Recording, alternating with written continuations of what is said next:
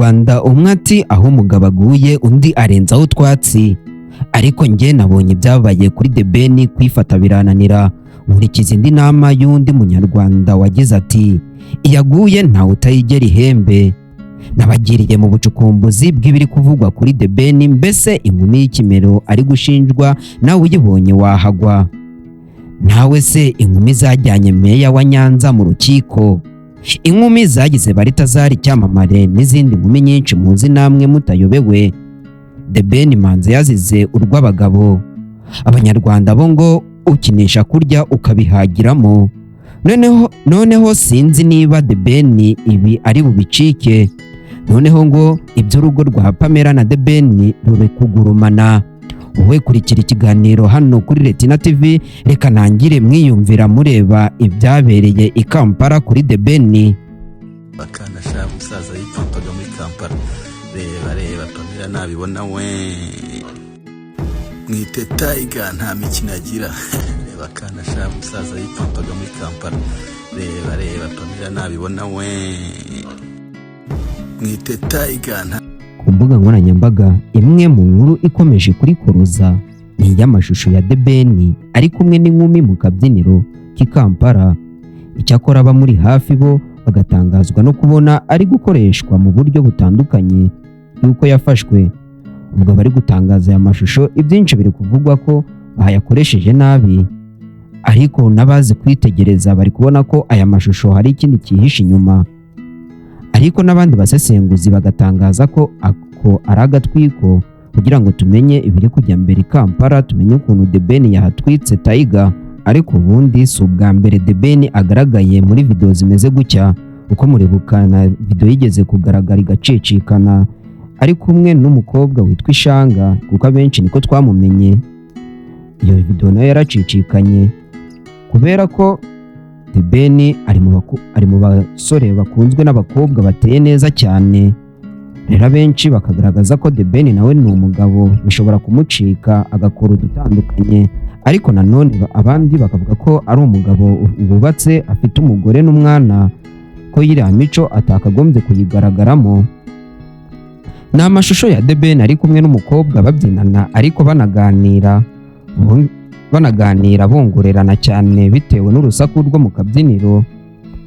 Nyuma y'uko aya mashusho agiye hanze, bamwe mu bakoresha imbuga nkoranyambaga bayifashishije mu kugaragaza ko uyu muhanzi ufite umugore atakabaye agaragara asabana n'abandi bakobwa mu buryo nk'ubu. Hari n'abagiye kure bahamya ko uyu mukobwa ibye na The Ben bitarangiriye muri ako kabyiniro. Icyakora ku rundi ruhande abari hafi y'uyu muhanzi bari banahari aya mashusho afatwa, bo biyumvisha ukuntu akomeje kwifashishwa mu kuvuga ibihabanye n'icyatumye ifatwa. Umuyoboke Alex uri kumwe na The Ben i Kampala yavuze ko aya mashusho yafashwe nyuma y'igitaramo uyu muhanzi yakoreye muri Kampala Serena Hotel ku wa 17 Gicurasi 2025.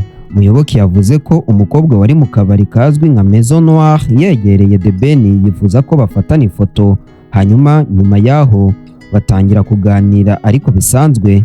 Bitewe nuko byari mu rusaku, umuyoboke avuga ko aricyo cyatumye The Ben n'uyu mukobwa begerana mu rwego rwo kugira ngo babashe kumvikana neza cyane. Nubwo bongoreranaga byari bigoye ko bumvikana. Icyakora bitandukanye n'ibyahabereye, umuyoboke Alex yumvikanye nk'uwababajwe nuko ayo mashusho yakoreshejwe mu buryo bwo kugaragaza The Ben nk'uwacaga inyuma umugore we, ibyo watemeranya nabyo.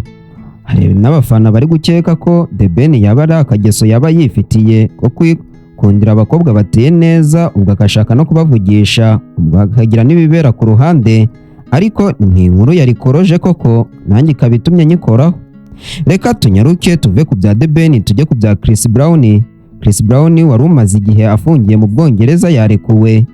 Nyuma y'iminsi Chris Brown afungiye mu Bwongereza kubera ikirego cya Abraham Dio usanzwe atunganya indirimbo z'abahanzi wamushinjaga kumukubitira icupa mu kabari, yarekuwe ariko ategekwa kwishyura miliyoni 5 z'amayero arenga miliyari 8 z'amanyarwanda y'ingwate. Ku gicamunsi cyo kuri uyu wa 21 Gicurasi 2025 nibwo Chris Brown yarekuwe n'umucamanza witwa Tony Baumgarten mu rukiko rwa Suffolk Crown mu gitondo cyo kuwa 15 Gicurasi 2025 nibwo Chris Brown yatawe muri yombi bamukuye muri hoteli yitwa The Lowry yari acumbitsemo mu mujyi wa Manchester. Abraham Dio yari yasabye urukiko ko uyu muhanzi yamwishyura amafaranga y'indishyi y'akababaro angana na miliyoni 16 z'amadolari.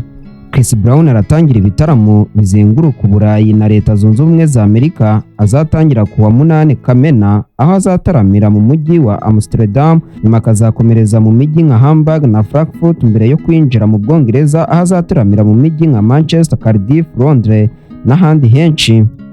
Byinshi mu bitaramo bya Chris Brown amatike yamaze gushira ku isoko, ibyatumye abakunzi be bari bamaze iminsi basaba Ubwongereza kubarekurira umuhanzi. Ibi nibyo twari twabateguriye uyu munsi, byo bagezagaho aya makuru. Ndi Lil B Osama, nakagaruka. Ciao ciao, shalom.